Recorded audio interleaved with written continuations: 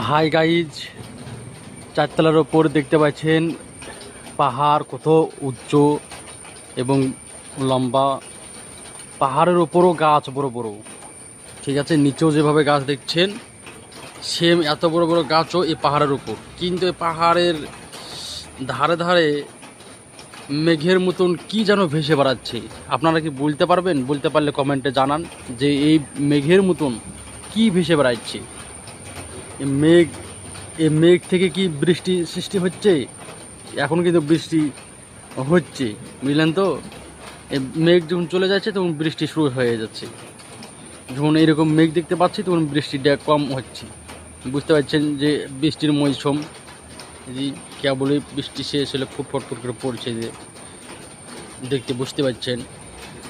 তো আমি বুঝতে পারছি না যে এটা কি ভেসে বেড়াচ্ছে পাহাড়ের ধারে। ওই সাইডে আরও বড় বড় পাহাড় আছে, কেরালার নেরিমঙ্গলম জায়গায়। এই রাস্তা দিয়ে অনেক জায়গায় যাওয়া যায় প্রেমবাবু লাইন। তো আপনারা জানান কমেন্টে।